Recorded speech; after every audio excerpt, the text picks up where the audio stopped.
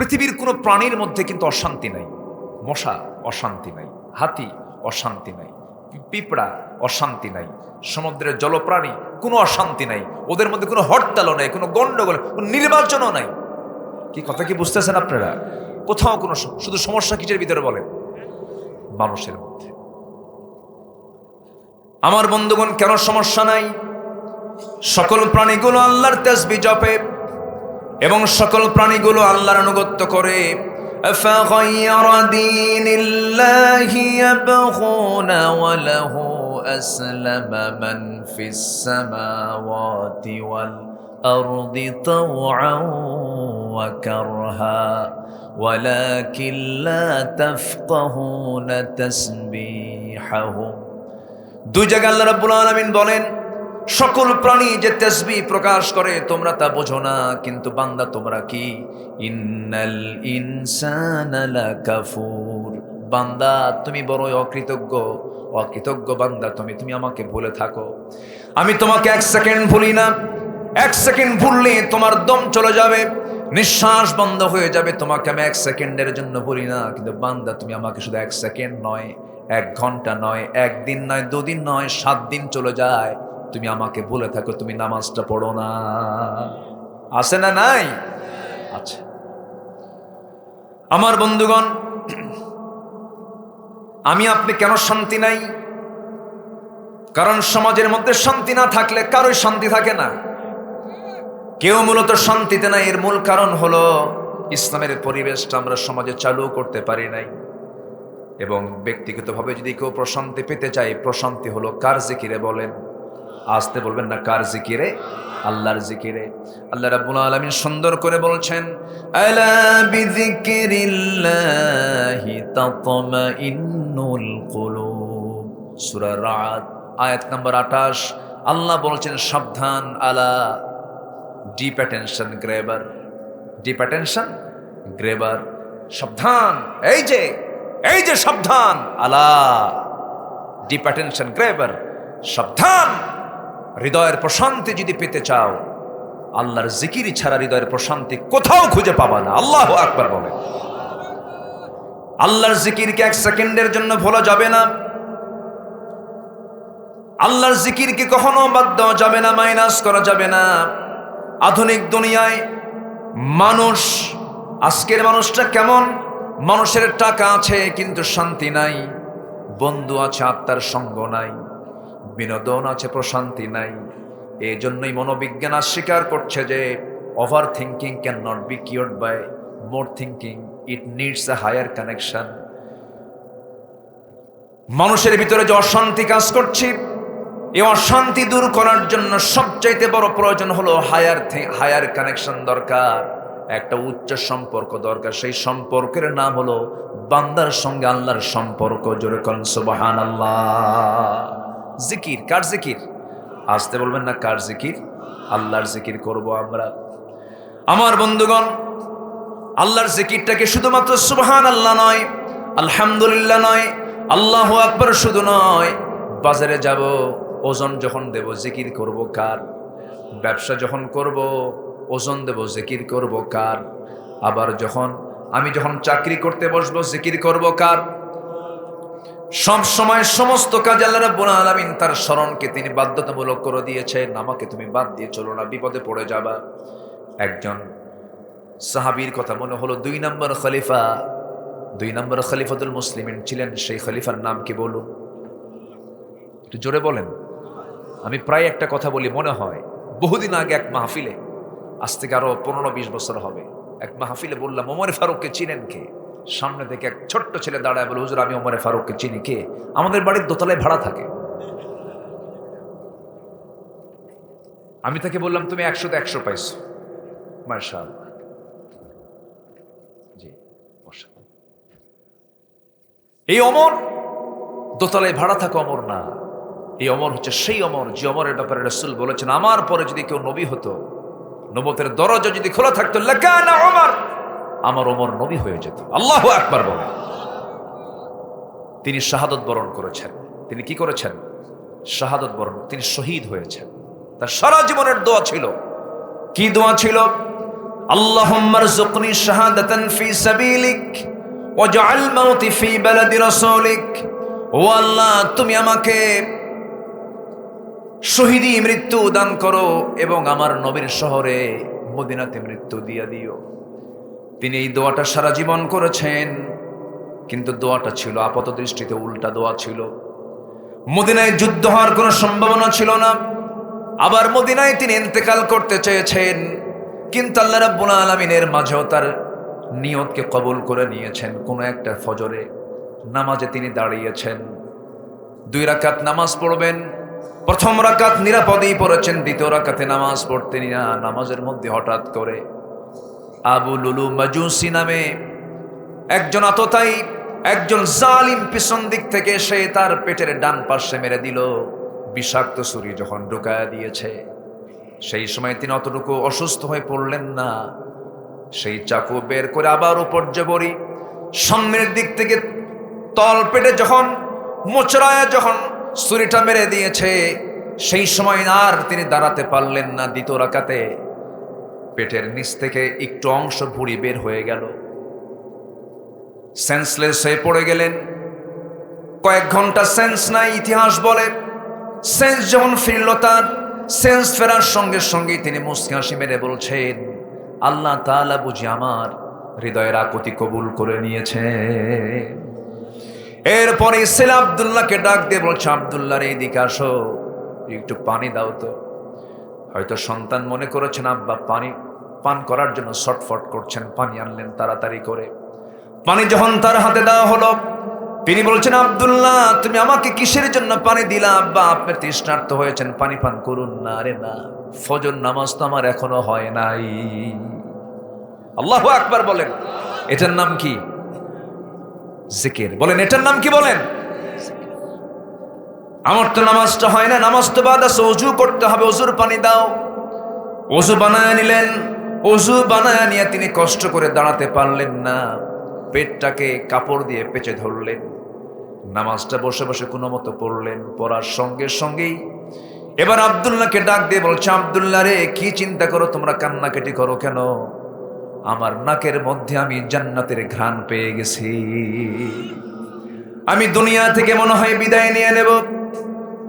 আব্দুল্লাহ বলছেন, আব্বা ডাক্তার তো জোগাড় করতে হবে, চিকিৎসার দরকার, ডাক্তার খুঁজে আনতেছি। ডাক্তার খুঁজে আনা হলো, সামনে ডাক্তারকে বসায় দেওয়া হলো। এবার ডাক্তার বলছে, আমিরুল মুমিনিন কি চিকিৎসা করবো আপনার? 1 গ্লাস দুধ নিয়ে এসেছি, দুধটা পান করুন। যখন তাকে 1 গ্লাস দুধ দেওয়া হলো পান করার জন্য, তিনি পান করা শুরু করলেন বিসমিল্লাহ বলে, কিন্তু দুধটা পেটে থাকলো না, নারী ফুটা হয়ে বাইরে দিয়ে দুধটা পড়ে গেল। ডাক্তার বলছে, আর পারলাম না, আমি তো অচল হয়ে গেলাম, আমার চিকিৎসা এই জায়গায় শেষ, আমি আর পারছি না। সঙ্গে সঙ্গে ওমরে ফারুক বলছেন, ডাক্তার তোমাকে ধন্যবাদ, আমি আমার রবের সন্ধানে, রবের আহ্বানে সাড়া দিয়ে আমি আমার রবের কাছে চলে যাচ্ছি। আল্লাহু আকবার বলেন। জিকির কার? বলেন আসতে বলবেন না, জিকির কার? আল্লাহর জিকির, তাতমাইন্নুল কুলুব। সঙ্গে সঙ্গে ওমরে ফারুক রাদিয়াল্লাহু তাআলা বলছেন, আব্দুল্লাহ আমি মনে হয় দুনিয়া থেকে বিদায় নিয়ে নেব, ডাক্তারকে পাঠায় দাও। ডাক্তার এবার চলে যাচ্ছে রুম থেকে। ডাক্তারের পায়ের দিকে তাকায় দেখেন তার পাজামাটা গিরার নিচে পড়ে আছে। ওই অসুস্থ অবস্থায় ডাকতেছেন, ডাক্তার এই দিকে আসো, আমি চাই না তুমি জাহান্নামে যাও। আমার নবীর হাদিসটা শুনে যাও, যে ব্যক্তির পাজামার কাপড় গিরার নিচে পড়ে থাকবে, কিয়ামতের দিন আল্লাহ পাক তার দিকে নজর দিবেন না, পাজামার কাপড়টা উঠাও। সুবহানাল্লাহ বলবেন না? মৃত্যুর পূর্ব দাওয়াতি কাজ বন্ধ নাই। ওমরে ফারুক রাদিয়াল্লাহু তাআলা দুনিয়া থেকে বিদায় নেবেন। এবার বলছেন, আব্দুল্লাহ সারা জীবনের আমার একটা আকুতি ছিল, কোনোদিন প্রকাশ করি না। আব্দুল্লাহ আমি তো মরে যাচ্ছি, আমার রাসূল তো মারা গেছে, আমার বান্দা বাবাকার নবীর পাশে ঘুমাচ্ছেন, আমার বড় শখ, নবীর পাশে আমিও ঘুমাতে চাই, কিন্তু জায়গাটা তো আয়েশার, উম্মাহাতুল মুমিনিন আয়েশার জায়গা। সে যদি জায়গাটা আমাকে দিত, আমার শখটা পূরণ হয়ে যেত। দেখো তো আব্দুল্লাহ, তুমি আমার পক্ষ হয়ে তুমি আমার সন্তানকে একটা প্রস্তাব দাও তো দেখি। দেখে আয়েশা কি বলে। চলে গেছেন তিনি। চলে গিয়ে বাবার প্রস্তাব যখন আম্মা জান আয়েশা সিদ্দিকের কাছে করলেন, সঙ্গে সঙ্গে ভিতর থেকে কান্নাকে জড়িত কণ্ঠে জবাব এলো, অর্ধজাহানের শাসনকর্তা ওমরের মতো মানুষ আমার কাছে ছোট্ট একটা আবদার করবে, আমি কেমন করে ফেরত দেই? আমি আয়েশা আমার জায়গা আমি ওমরে দান করে দিলাম। আমার ভাইয়েরা, আল্লাহর শরণ, নবীর মোহাব্বত, আল্লাহর জিকির, নবীর আনুগত্য, এই বিষয়গুলো যদি আমার আপনার জীবন থেকে মাইনাস হয়ে যায়, দুনিয়াও সংকীর্ণ হয়ে যাবে, আখিরাতও সংকীর্ণ হয়ে যাবে, সব শেষ হয়ে যাবে। আল্লাহ একটা আয়াতে সাফ করে বলে দিয়েছেন, ওয়ামান আ'রাদা আন যিকরি ফাইন্না লাহু মাঈশাতান দানকা ওয়া নাহশুরুহু ইয়াওমাল কিয়ামাতি আ'মা قال رب لم حشرتني أعمى وقد كنت بصيرا জোরে বলুন আল্লাহু আকবার। আমার জিকির থেকে, আমার স্মরণ থেকে, আমার নামাজ থেকে, আমার সমস্ত হুকুম থেকে যে বান্দা নিজেকে গুটিয়ে রাখবে, কিয়ামতের দিন আমি তাকে অন্ধ করে তুলব এবং দুনিয়ার জীবনটাকে আমি তার জন্য সংকীর্ণ থেকে সংকীর্ণ করে দেব, শান্তি থাকবে না। এবং কিয়ামতের দিন, হাসরের দিন তাকে অন্ধ করে তুলব। বান্দা বলবে, আল্লাহ চোখ তো ছিল, আজকে অন্ধ কেন? আল্লাহ বলবেন, তোরে আমি আমার আয়াত দিয়েছি, তুই আয়াতকে ভুলে গিয়েছিলি, আজকে তেমন করে আমি তোরেও ভুলে গেলাম। নাউজুবিল্লাহ। তাহলে আমাকে আল্লাহ বেশি ভালোবাসেন না আমি আল্লাহকে বেশি ভালোবাসি? আল্লাহ আমাকে বেশি ভালোবাসেন। আল্লাহ কাকে ভালোবাসেন? 8 শ্রেণীকে আজকে বলবো। ওয়াজ কি শুরু হয়েছে এখনো? ওয়াজ কিন্তু এখনো শুরু হয়নি। 8টার একটা কইছে আমি না, তাহলে নুরু ওয়াজ কি শেষ না শুরু? দেখা যাক ইনশাআল্লাহ। দেখি আপনাদের সাহস কেমন। আমাকে সময় দিচ্ছেন তো ইনশাআল্লাহ?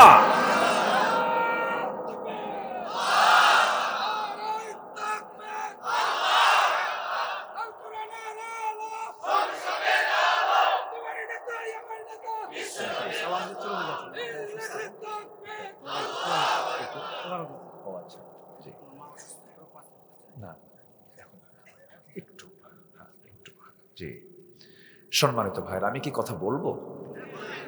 আগ্রহ আছে তো সবার ইনশাআল্লাহ? আল্লাহ পাক সবাইকে শেষ পর্যন্ত থাকার তৌফিক দান করুন। জোরে বলি আমিন।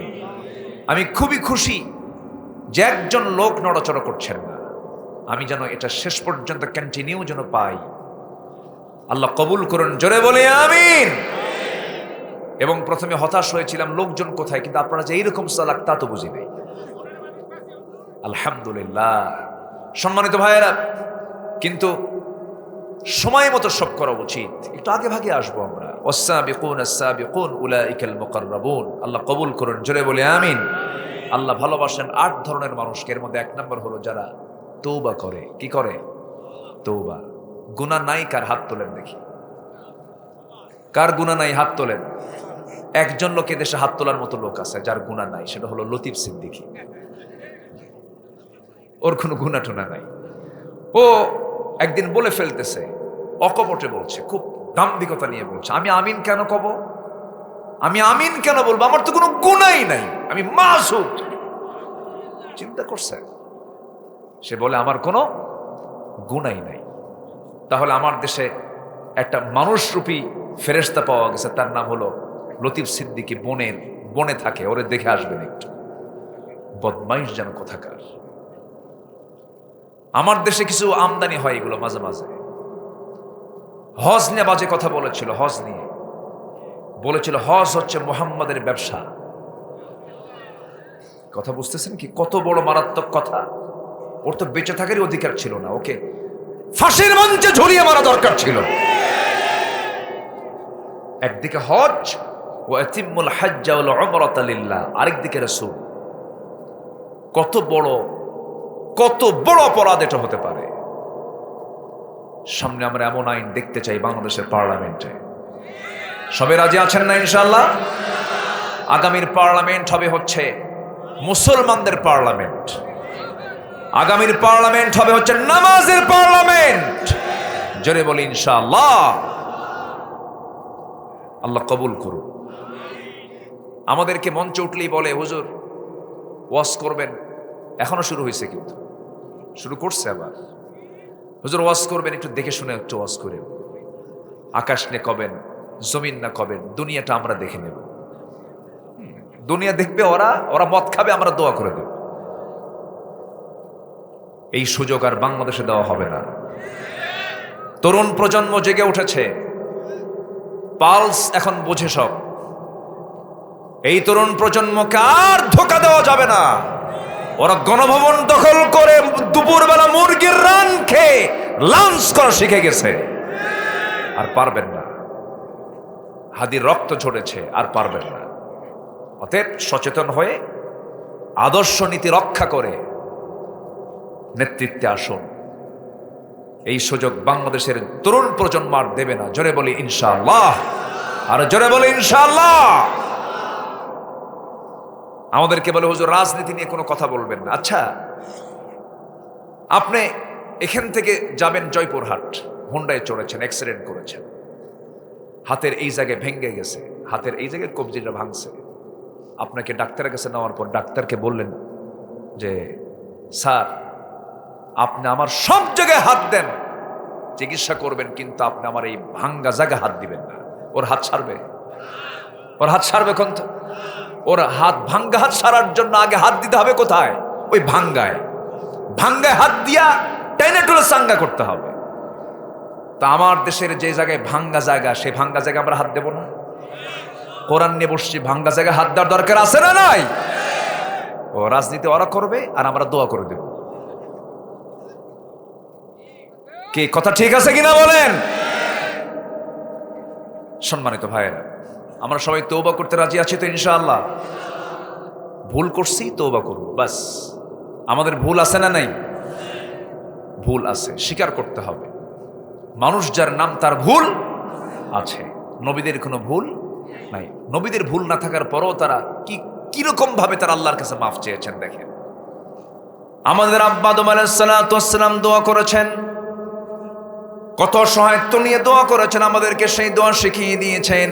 মিলিয়ে বলুন, রব্বানা যালামনা আনফুসানা ওয়া ইল্লাম তাগফির লানা ওয়া তারহামনা লানাকুনান্না মিনাল খাসিরিন।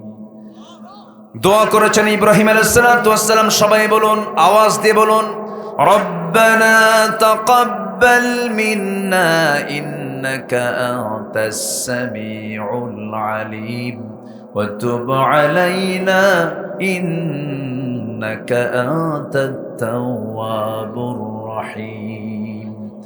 দোয়া করেছেন ইউনূস আলাইহিস সালাতু ওয়াস সালাম। সবাই বলেন, লা ইলাহা ইল্লা আনতা সুবহানাকা ইন্নী কুনতু মিনাজ জালিমিন। দোয়া করেছেন আমার নবী। সবাই বলেন, রব্বানা আতিনা ফিদ দুনিয়া হাসানাতাও ওয়া ফিল আখিরাতি হাসানাতাও ওয়া কিনা আযাবান নার। জোরে বলুন আল্লাহু আকবার। সব নবী গুনাহ মাফের জন্য দোয়া চেয়েছেন, তওবা করেছেন, ইস্তেগফার করেছেন। যে বান্দার মুখে তওবা বেশি, সেই বান্দার প্রতি আল্লাহর মহব্বতটা বেশি। তুবু ইলাল্লাহ ফাইন্নী আতুবু ফিল ইয়াউমি মিআতা মাররাহ। তোমরা আল্লাহর কাছে তওবা করো। আমি রাসূল সারা দিনে 112 বেশি বার আমি রাসূল নিজে তওবা করি। আমার নবী তওবা করেন। আমাকে আপনাকে মাফ চাইতেই হবে। আমার দায়িত্ব মাফ চাওয়া, আমার আল্লাহর দায়িত্ব মাফ, গুনাহ ক্ষমা করে দেওয়া। আমার দায়িত্ব মাফ চাওয়া। মাফ চাইবো আমরা কার কাছে? আল্লাহর কাছে। তওবা করব কার কাছে? আল্লাহর কাছে। আল্লাহ রাব্বুল আলামিন হুকুম করেছেন তওবার ব্যাপারে। আল্লাহ বলেন, ইল্লা মান তাবা ওয়া আমানা ওয়া আমিলা সালিহা। আল্লাহ তাআলা আরেক জায়গায় হুকুম করছেন, التائبون العابدون الحامدون السائحون الراكعون الساجدون الآمرون بالمعروف والناهون عن المنكر والحافظون لحدود الله ওয়াবাশশিরিল মুমিনিন। জোরে বলুন আল্লাহু আকবার। আল্লাহ বলছেন তওবা করো, আগে তওবা করে ফিরে আসো। ইল্লা মান তাবা আত-তাইবুন, আগে তওবা করো, তওবা করে আমার কাছে ফিরে আসো, আমি তোমাকে মাফ করব। তোমার গুনাহ যত বড়, আমার রহমত তার চাইতে অনেক বেশি বড়। আমার কাছে মাফের মতো মাফ চাইবে, আমি তোমাকে সব গুনাহগুলো মাফ করে দেব। শর্ত হলো তওবা করে ফিরে আসতে হবে। তওবা মানে হলো যে ভুলটা করেছি আমি, আর জীবনে আল্লাহ এই ভুলটা আমি কখনো করতে যাব না, এই সিদ্ধান্ত নেওয়াকে তওবা বলা হয়। আমাকে আপনাকে সিদ্ধান্ত অবশ্যই নেওয়া দরকার আছে না নাই বলেন? আছে। তওবা করবো, আল্লাহ বাম দল করেছে আর বাম দল করব না। আল্লাহ হুক্কা মার্কা পার্টির দল করছে আর ওই দল করব না। আল্লাহ সুদ খেয়েছে আর জীবনে সুদ খাবো না। জেনা করেছে আর জীবনে জেনা করতে যাব না। আকাম কুকাম করেছে আর আকাম কুকাম করতে যাব না। চুরি করেছে আর জীবনে চুরি করব না। এমন সিদ্ধান্ত নিয়ে বান্দা যদি ফিরে আসে, আল্লাহ রাব্বুল আলামিন বলছেন, বান্দারে চুরি করে ধরা পড়েছিস, থানায় তোর নামে একবার কালো তালেকে চলে যাওয়ার পর পরবর্তীতে যতই ভালো হস না কেন, হাজি সাহেব তুই হস না কেন, সারা জীবন থানায় তোর নামটা কালো তালিকায় থেকে যায়। কিন্তু বান্দা তুই যদি তওবা করে যদি আমার পথে ফিরে আসিস, চোরের কাতারে নাম থাকে না, ডাকাতের খাতায় নাম থাকে না, আমি তোকে জান্নাতের খাতায় তোর নামটা তুলে নেই। জোরে কান সুবহানাল্লাহ, আরো জোরে বলি সুবহানাল্লাহ। আমরা তওবা করব কার কাছে? আসতে বলবেন না, কার কাছে? এক জায়গায় না, সব জায়গায়, সব জায়গায়। নাম্বার 2, আল্লাহ রাব্বুল আলামিন ভালোবাসেন কাকে? ইন্নাল্লাহা ইউহিব্বুত তাওয়াবিনা ওয়া ইউহিব্বুল মুতাতাহহিরিন। নাম্বার 2 হলো যারা পবিত্রতা অর্জনকারী, তাদেরকে ভালোবাসেন। পবিত্রতা অর্জনকারী 2 প্রকার। একটা হলো নাপাকি থেকে নিজের দেহকে মুক্ত রাখা, আবার শিরকিয়াতের নাপাকি থেকে নিজেকে মুক্ত রাখা। ইন্নামাল মুশরিকুনা নাজাসুন, মুশরিকরা নাপাক। মক্কার একটা এলাকা আছে হুদুদে মক্কা, ওই মক্কার এরিয়ার ভিতরে, হারামের এরিয়ার মধ্যে ডোনাল্ড ট্রাম্পও ঢুকতে পারবে না, নরেন্দ্র মোদীও ঢুকতে পারবে না। পৃথিবীর যত পরাশক্তি, যত ক্ষমতাধর ব্যক্তি হোক না কেন, ওই মক্কার এরিয়ার মধ্যে ঢুকতে পারবে না। কারণ আল্লাহ এক কথায় বলে দিয়েছেন, ইন্নামাল মুশরিকুনা নাজাসুন, মুশরিকরা নাপাক, সেই জায়গায় ঢুকতে পারবে না। এটা এক প্রকার নাপাকি। শিরকিয়াত এক প্রকার নাপাকি। আবার আল্লাহ রাব্বুল আলামিন যে দেহ থেকে, দেহ সমস্ত নাপাকি থেকে দেহকে মুক্ত রাখা, সবচেয়ে বেশি শাস্তি আল্লাহ পাক কিছু বান্দাকে দিবেন যারা পেশাব থেকে নিজেকে পরেজ না রাখতে পারে। অনেকে পেশাব করে পানি নেয় না, আসে না নাই? কুত্তার মতো দাঁড়ায় পেশাব করে, আসে না? এরকম আছে, আসে না নাই? ওটা হলো সেমি কুত্তা, আছে কি না? এগুলো করা যাবে না। দাঁড়ায় পেশাব করবেন, কিডনি খাম হবে আপনার। কিডনি কি হয়ে যাবে? খাম হয়ে যাবে। বসবেন, কিডনি ভালো থাকবে। ইসলাম যা বলে এটাই করলাম, আলহামদুলিল্লাহ বলেন। দাঁড়ায় নয়, বসে বলেন। দাঁড়ায় নয়, কি? বসে। পরিষ্কার করতে হবে, বাউলকে সম্পূর্ণ পরিচ্ছন্ন রাখতে হবে, নাপাকি অবস্থায় থাকা যাবে না। অজুর উপরে থাকার চেষ্টা করবো। মালাকুল মউত আমাকে বলে আসবে, আমি অমুক দিন আসতেছি, নাকি এরকম বলে আসবে? আসবে না। যেহেতু আসার কোনো গ্যারান্টি নাই, অতএব আমার প্রস্তুত থাকতে আমার কোনো অবহেলা করা যাবে না। আমার বন্ধুগণ, সাইয়েদনা বেলাল রাদিয়াল্লাহু আনহু দুনিয়াতে আছেন। আমার নবীজিকে আল্লাহ তাআলা মেরাজে নিয়ে জান্নাত দেখালেন। সেই জান্নাতের মধ্যে বেলালের কণ্ঠ তিনি শুনতে পেলেন। দুনিয়াতে এসে বলছেন, বেলাল, জান্নাতে তোমার আওয়াজ শুনলাম কেন? কি হয়েছে তোমার, বলো তো, কি এমন আমল করো? সাইয়েদনা বেলাল কাঁদতে কাঁদতে বলছেন, হুজুর, আমার ব্যক্তিগত একটা আমল হলো, আমি যখনই মনে করি আমার ওযু নাই, ওযু বানায় সঙ্গে সঙ্গে 2 রাকাত নামাজ পড়ি, সবসময় ওযুর উপরে থাকি। আমার রাসূল বলছেন, বেলাল, এই জন্যই বুঝি তোমার আওয়াজ আল্লাহ পাক আমাকে জান্নাতে শোনায়া দিয়েছে। আমরা ওযুর উপরে থাকবো, জোরে বলি ইনশাআল্লাহ। নামাজ না পড়ি, ওযু যেন ঠিক থাকে, নাকি এরকম কিছু? মানে মাথায় টুপি থাক, লুঙ্গি না হয় না থাক। আগে কোনটা দরকার? আগে টুপি না আগে লুঙ্গি? বলেন, আগে লুঙ্গি দরকার না টুপি দরকার? আগে লুঙ্গি দরকার। বলুন তো, নামাজ কয় ওয়াক্ত? এর মধ্যে কোন ওয়াক্তের দাম সবচেয়ে বেশি? আসর। হ্যাঁ, তামানি দাম বেশি।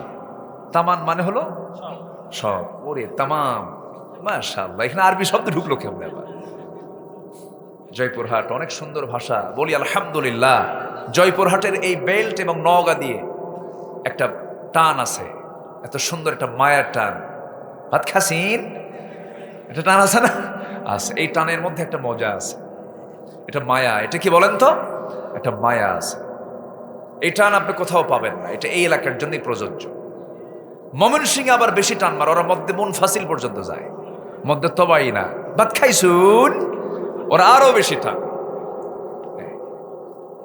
সামনে সিফলা রাস্তা দেখুন না কেন, ওর মানে একটা অদ্ভুত একটা ভাষা। এই ভাষাগুলো আল্লাহ পাক দিয়েছেন।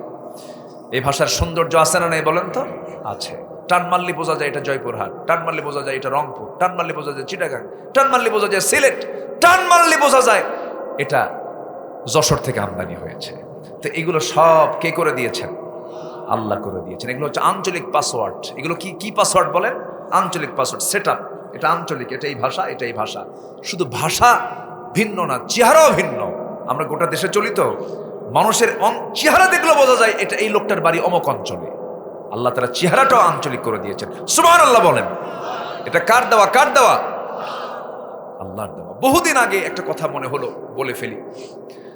নোয়াখালীতে আমার একটা মাহফিল ছিল। আমাকে বললো, হুজুর গোটা দেশেই চলেন। আমার বাড়ি তো আমার উত্তরবঙ্গেই, কিন্তু আমার বাড়ি বগুড়ায়, জন্মস্থান, হোম টাউন হচ্ছে শেরপুর থানা। তো আমাকে বলা হলো যে উত্তরবঙ্গের এমন একটা বাক্য বলবেন যেটা আমরা বুঝবো না, আরা বুঝবো না। আরা বোঝেন নাই? আমরা তো চিন্তা করলাম কোন বাক্যটা বলা যায়। তো বগুড়ার চার মাথা, বগুড়ার তো মাথার শেষ নাই, বহু মাথা আছে না? নিচের মাথা, তিন মাথা, চার মাথা, সাত মাথা। আগে কিসের মাথা? নিজ মাথা। নিজ মাথা, তিন মাথা, চার মাথা, সাত মাথা। তো চার মাথা, মাটিডালি এবং বনানী, এই মোড়ের, এই মোড়গুলোর যে রিক্সাওয়ালা যে কথাগুলো বলে, এটার একটা বাক্য আমি রেডি করে বললাম। ভাই দেখেন তো বুঝেন নাকি? বললাম, কে রে তুই আলুতে আলু ওয়াক্কালি আলু। বুঝতেছেন কি? বোঝার তো কথা, পাশাপাশি তো। কে রে তুই আলুতে আলু ওয়াক্কালি আলু। তুমি আমার দিকে ফেলফেল করে চেয়ে আস। বললাম, ভাই আমি তো বলে ফেলছি। আপনি কি বললেন? বললাম, আপনি বুঝলেন যেটা সেটাকে বলেন, এরপর আমি ব্যাখ্যা দেব। উনি বলতেছেন, যেহেতু একটা বাক্যের মধ্যে দেখলাম তিনটা আলু, কেরে তুই আলু তে আলু ওয়াক্কালিয়া আলু, তাহলে মোট কয়টা আলু? তিনটা আলু। যেহেতু উত্তরবঙ্গ, জয়পুরহাট, বগুড়া এগুলো তো আলুর এলাকা, আলু দিয়ে কোনো একটা কিছু হবে। বলেন তো এখানে আলুর মধ্যে কিছু আছে? এটাই হলো ভাষা। এটার নাম কি? ভাষা। হাসা হয়ে যায়, বলি গালি হয়ে যায়। এই ভাষাগুলোর মালিককে আসতে কবেন না। কে কে কে? নামাজ কি? কোনটা দামি? তামানটাই দামি। এই যে আপনি ওয়াজ বের করে দিচ্ছেন, যে এই জন্য ওইদিকে চলে গেছিলেন। এখন আসেন, লাইনে আসেন। 5 ওয়াক্ত নামাজের ভিতরে ফজরটার ফজিলতটা বেশি। ফজরের ফজিলতটা বেশি। শুধু ফজরের 2 রাকাত নামাজের দাম, ফজরের 2 রাকাত সুন্নত নামাজের দাম, রাকাতাই সালাতুল ফজর খায়রুম মিনাদ দুনিয়া ওয়া মা ফিহা। দুনিয়া এবং দুনিয়ার মাঝে যা আছে, যা সম্পদ আছে, এর চাইতে বেশি সম্পদ দামি হলো ফজরের 2 রাকাত সুন্নত নামাজের দাম। দুনিয়া বেচেও এই নামাজের মূল্য দিতে পারবে না কেউ, এত দাম ফজরের। বান্দা কয় টাইম নাই, বান্দা কয় কি টাইম নাই। একটা প্রশ্ন করব আপনাকে, বলুন তো আমার দেশের ম্যাক্সিমাম মসজিদগুলোতে কোন ওয়াক্তে সবচাইতে কম মুসল্লি পাওয়া যায় বলেন? ফজরের সবচেয়ে কম মুসল্লি। কিন্তু দুঃখজনক হলো সত্য, ওই ফজরই কিন্তু মানুষ বাড়িতে বেশি থাকে। জোহরে কম থাকে, আসরেও কম থাকে, মাগরিবেও কম থাকে, এশাও কম থাকে। কিন্তু ফজরে 100% বাড়িতে মানুষ থাকার পরও ফজরে মুসল্লি কম। মানুষগুলো কোথায় যায়? মেরাজে। মেরাজে যায়, ঘুমায় না। কি ঘুমায়? কি ঘুমান দিল, ফজরটা তার কাজা হয়ে গেল। সেই ঘুম তার জন্য অকল্যাণ বয়ে আনবে, অসুস্থতা বয়ে আনবে, নিঃসন্দেহে তার জন্য ক্ষতির কারণ হয়ে যাবে। কোন এক শুক্রবারে, এই তো কিছুদিন আগে কোন এক শুক্রবারে ভূমিকম্প হয়েছিল, মনে আছে আপনাদের? কি বার বলেন? কি বার? শুক্রবার, জুমাবার। বলেন কি বার? আবার বলেন, আবার বলেন, আবার বলেন। শুক্রবার বলবেন না। বলেন কি বার? জুমাবার বললে সওয়াব পাবেন, শুক্র কয়ে সওয়াবটা পাওয়া যাবে না। জুমা একটা সূরার নাম আছে, সূরাতুল জুমা। আর জুমা মানে হচ্ছে একত্রিত হওয়া, জুমার দিন, ইয়াউমিল জুমা। তো জুমাবারে কিয়ামত হবে, জুমাবার পৃথিবী ধ্বংস হবে। তো জুমাবারে জুমার নামাজের একটু আগ দিয়ে ভূমিকম্প হয়েছিল কয়েক সেকেন্ড। জুএচএস, বারিধারা, গুলশান, ধানমন্ডি, এই বিশাল ধনকুবের ধনীরা যে এলাকায় থাকে, একটা ফ্ল্যাটে একটা মানুষও নাই।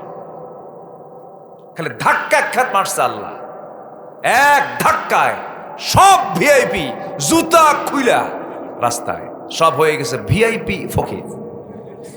ভিআইপি কি ফকির, রাস্তায় দাঁড়ায় আছে। কিসের ভয়ে? আল্লাহর ভয়ে নাকি? আল্লাহর ভয়ে, মরার ভয়। আচ্ছা বলেন তো, জান্নাতকে আল্লাহ পাক দিবেন মরার আগে না মরার পরে? আমাদের চূড়ান্ত প্রাপ্তি কি বলেন তো? আমাদের চূড়ান্ত চাওয়াটা কি বলেন আল্লাহর কাছে? বলেন কি? জান্নাত। সে জান্নাত পাবো আমরা মরার আগে না মরার পরে? বান্দা মরতে চায় না, বান্দা মরতে চায় না, মারছে দৌড়। সে কি দৌড়, গায়ে কোনো কাপড় চুপড়ও নাই, ওই গেঞ্জি আর লুঙ্গি ছিল, ওই লুঙ্গি নিয়ে মারছে। এই দৌড়টা মারা লাগতো না যদি ফজরের দৌড় মারতো আল্লাহর ভয়ে। আসতে কন কেন? ফজরের দৌড়ে এই দৌড় মারা লাগতো না। আল্লাহ তাআলা দৌড় মেরে নামাজে যেতে বলেছেন, হাইয়া আলাস সালাহ হাইয়া আলাল ফালাহ, তাড়াতাড়ি নামাজে আসো, কদ কামাতিস সালাহ, নামাজ দাঁড়ায় গেছে, নামাজে দাঁড়াও। মুয়াজ্জিন ডাকে, কোন যুবকের কানে সাড়া পায় না। কিছু বুড়া চাচা 5-6 জন ফজরে যায়, কিছু বুড়া চাচা 5-6 জন ফজরে যায়। যখন প্রশ্ন করা হয়, চাচা এই ঠান্ডার মধ্যে আপনি কেন আসছেন মসজিদ? আপনার তো না আসলে হতো, আপনি মাহুর মানুষ। বাবা বুড়ি বেঁচে নাই, বুড়ি থাকলে আমি আসতাম না, বুড়ি থাকলে। এগুলো করা যাবে না। নামাজকে আমরা কন্টিনিউ করবো, আমরা জিকিরকে কখনো বাদ দেওয়া যাবে না। নামাজ আমরা 5 ওয়াক্ত পড়বো। সবাইকে রাজি আছেন নাকি? সবাইকে রাজি আছেন? 5 ওয়াক্ত নামাজ পড়বেন কারা কারা? একটু হাত তুলে দেখান দেখি, জোরে বলি ইয়া আল্লাহ। আমাদেরকে ফজর, জোহর, আসর, মাগরিব, ইশা 5 ওয়াক্ত সালাত আদায় করার তৌফিক তুমি আল্লাহ দিয়া দাও। জোরে বলি আমিন, আরো জোরে আমিন। হাত নামান। বউ যদি নামাজ না পড়ে কি করবেন? কল যদি না পড়ে তাহলে কি করবে? বলার পরও কাম হয় না। হ্যাঁ হ্যাঁ, তাও ঘুম পারে না, না নামাজ পড়তেই চায় না, বারবার বলার পর তখন কি করবে? কি অ্যাকশন কয় তালাক। এদিকে কি মায়ের, এদিকে মায়ের, এদিকে তালাক, এদিকে মায়ের। এই তো লক্ষণ খুব খারাপ দেখতেছি। একটারও ট্রিটমেন্ট ঠিক নাই। হ্যাঁ, বুঝান লাগবে, শুনে এই তো বউকে ভালোবাসার মানুষ পাইছে একজন। হ্যাঁ, ও বিয়েই করে নাই মনে হয়। আচ্ছা, খুব ভালো, আপনারা খুব মজার মানুষ, আলহামদুলিল্লাহ। আপনাদের জেলার নামই তো জয় দিয়ে শুরু, কোনো পরাজয় নাই, জয়। আল্লাহ কবুল করুন, জোরে বলি আল্লাহুম্মা আমিন। সূরা ফাতাহ, ফাতাহ মানে হলো জয়, বিজয়। একটা জেলার নাম পাইছেন আপনারা কোরআনের একটা সূরার নাম অনুযায়ী, বলি আলহামদুলিল্লাহ। আল ফাতাহ, ফাতাহ মানে হলো বিজয়। এইদিকে আপনার জেলার নামও কি? বিজয়।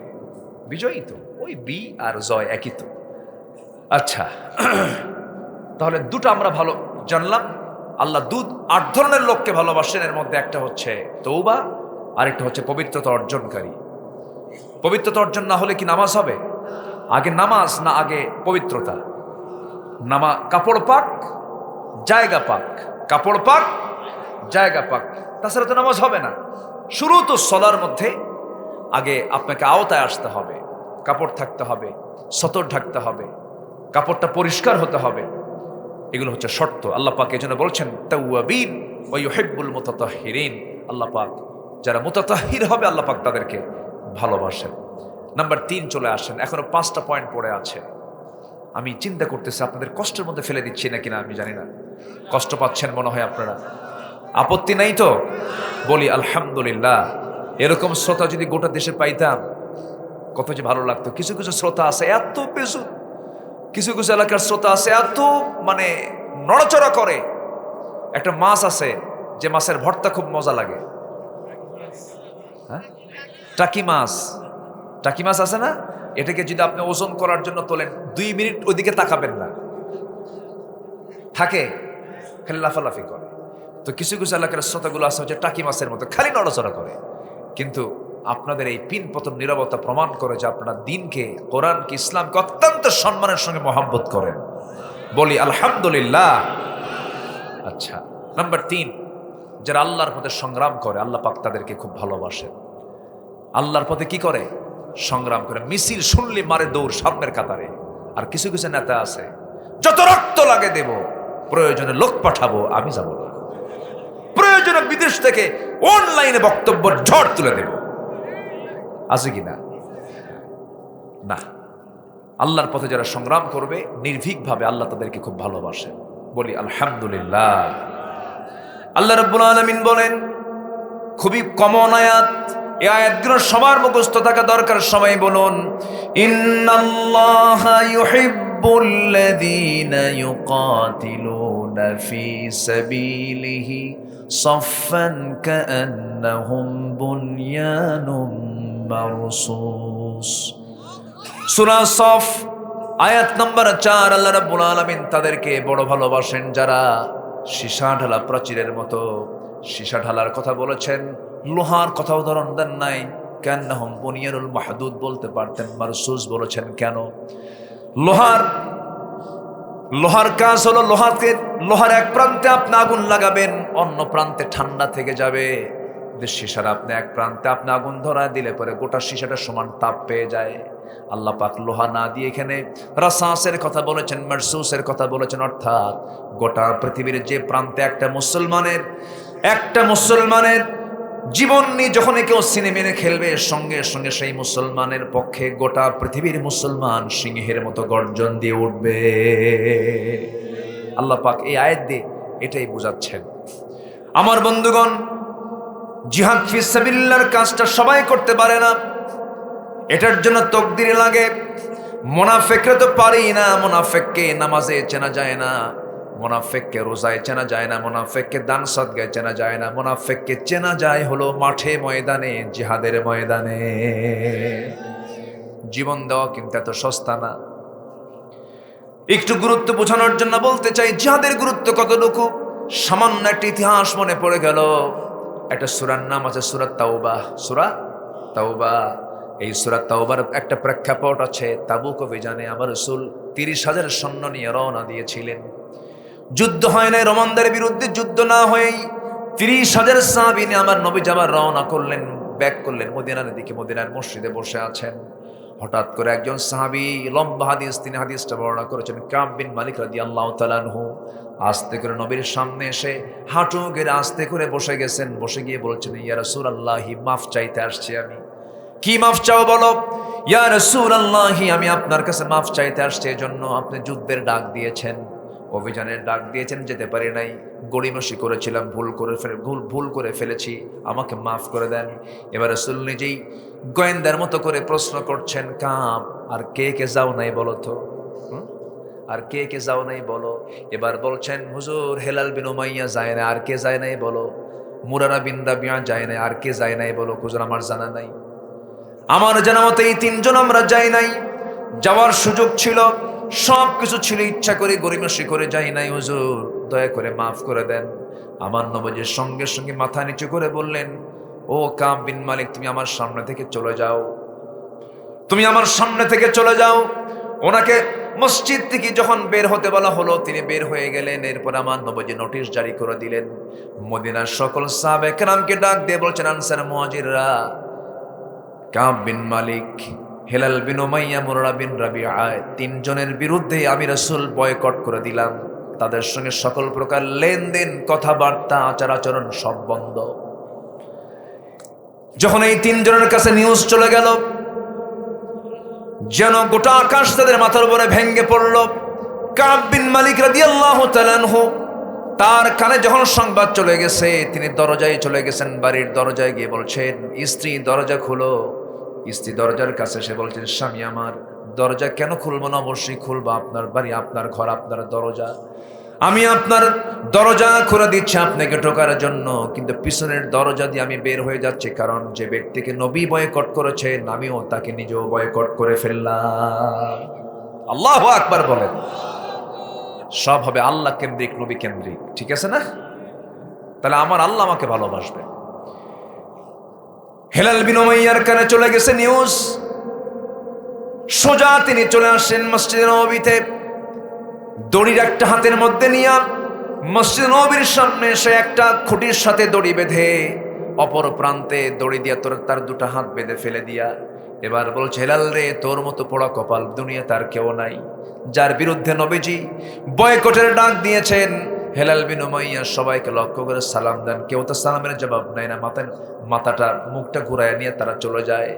হেলাল বিন উমাইয়া এই চিত্রায়িত দেখতে পাচ্ছেন, বারবার চোখের পানি তিনি ফেলতে ফেলতে বেকারার হয়ে গেছেন। শেষ পর্যন্ত হেলাল বিন উমাইয়া ওই যে দড়ি দিয়ে হাতটা বেঁধেছিলেন, এখানে ঘা পর্যন্ত হয়ে গিয়েছিল।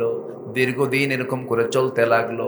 মুরারা বিন রাবিয়ার একই অবস্থা, পাহাড়ি গুহার মধ্যে সেজদায় পড়ে পড়ে চোখের পানি ফেলতে ফেলতে বেকারার হয়ে গেছেন। দীর্ঘদিন যখন চলে গেল, 40টা দিন যখন পার হয়ে গেল, হঠাৎ করে আমার নবীর কাছে নিউজ চলে এলো।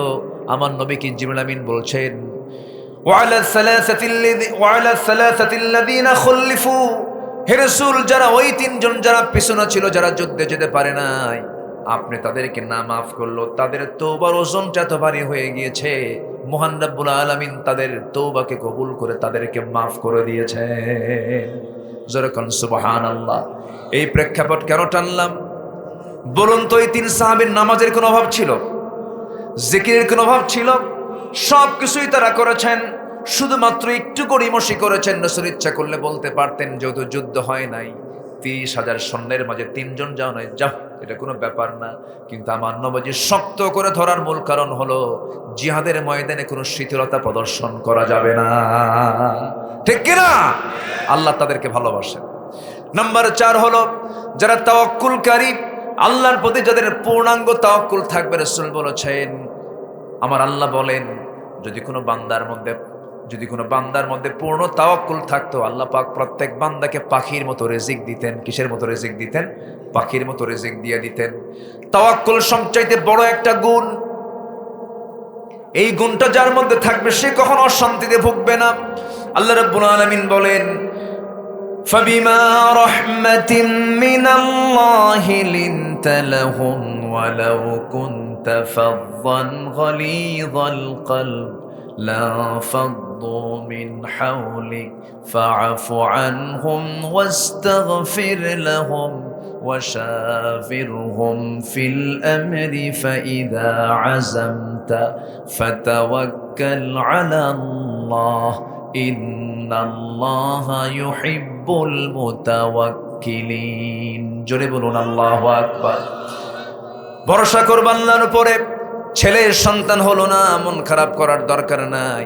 মেয়ের সন্তান হলো না, মন খারাপ করার দরকার নাই। সন্তান হলো না, তাও মন খারাপ করার দরকার নাই, কারণ ফয়সালা কার? আসতে বলবেন না, ফয়সালা কার? আল্লাহ পাকের।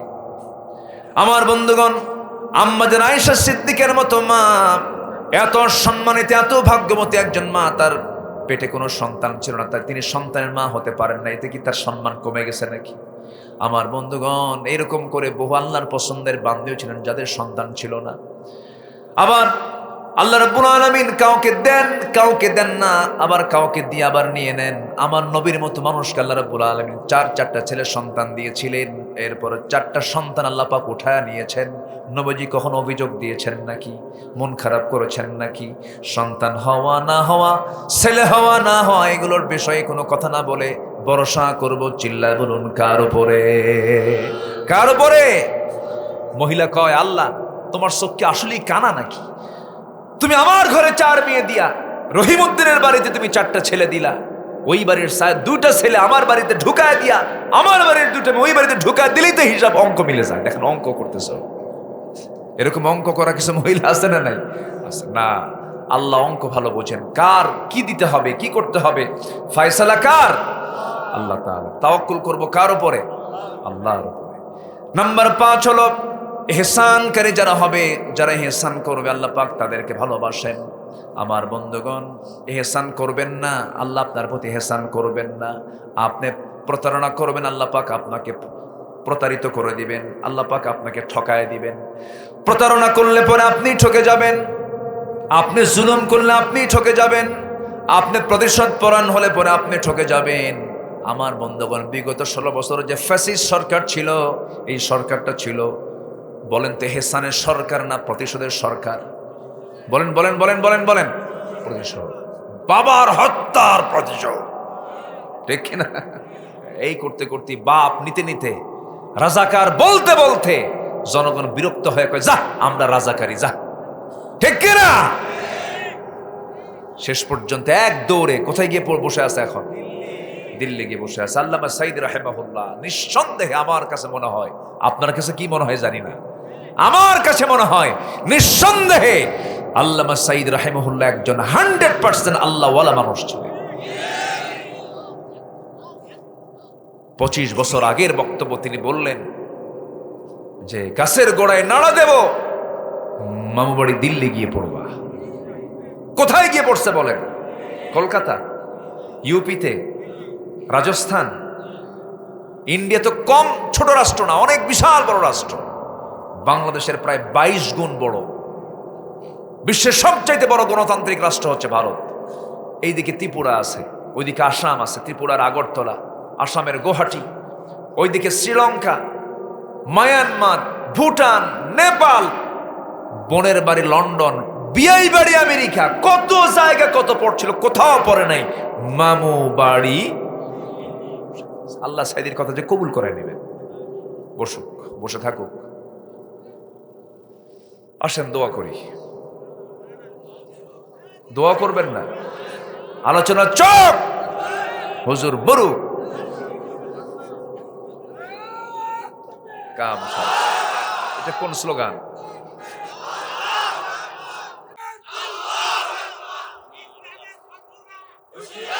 এই শত্রু নাই এখানে, আর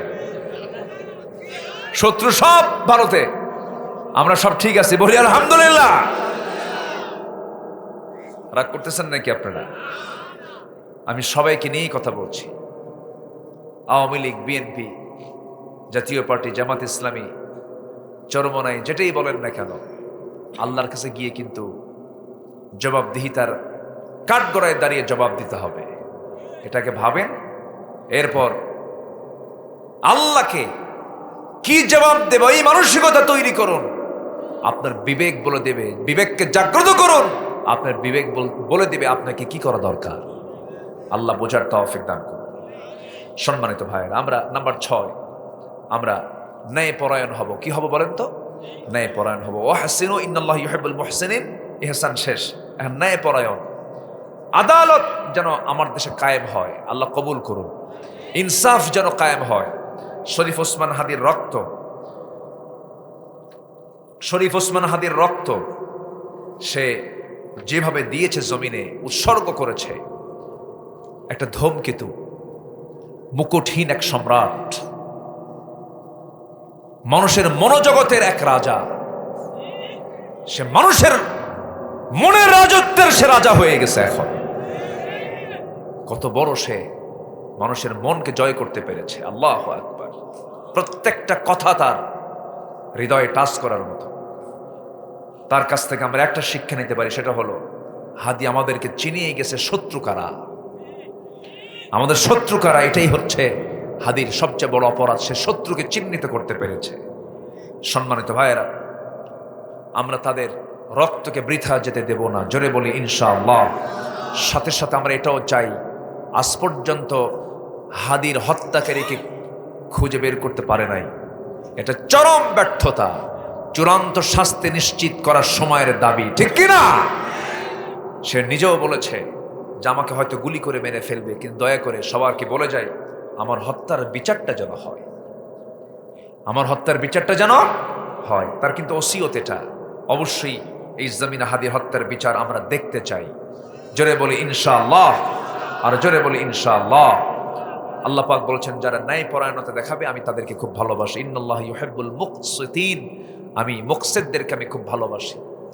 সাইয়েদনা ওমর ফারুক রাদিয়াল্লাহু আনহু রাষ্ট্র থেকে তিনি একটা বোতল আতর পেয়েছেন। কি পেয়েছেন?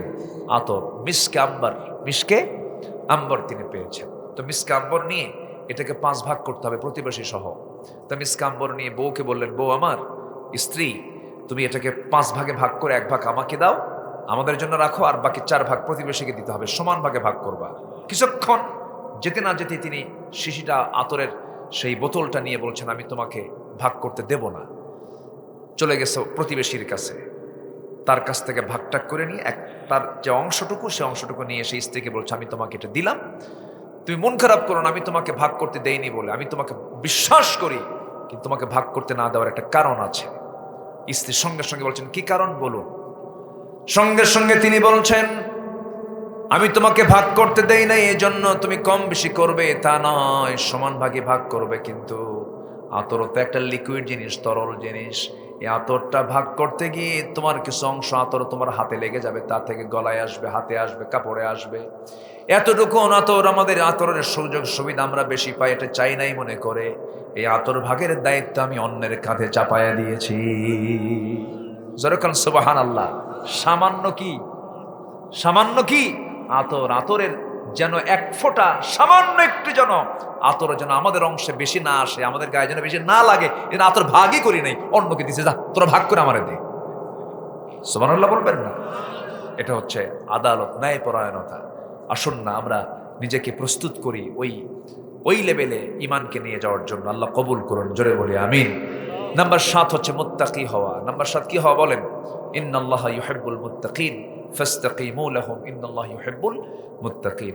সর্বশেষ হলো যারা ধৈর্য ধরবে। অনেক লম্বা লম্বা কথা ছিল, কি করি কন্ত, হ্যাঁ না, অনেক বেজে গেছে, যতটুকু হয়েছে আমরা বলে ফেলে, এই ওঠে কেন,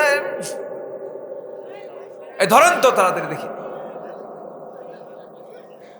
বসেন। এই ধমকটা মারার ভিতরে কিন্তু মজা আছে, আমি কিন্তু মোহাব্বত দিয়ে ধমক দিয়েছি, আবার এটা রাগ করেন না।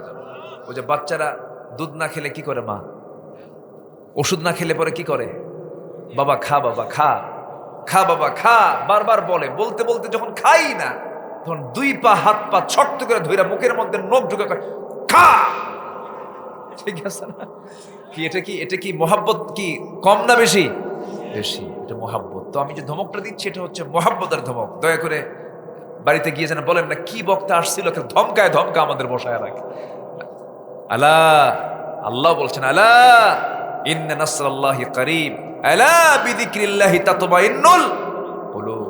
সাবধান, আল্লাহ পাক এরকম করে নিজেও বলেছেন।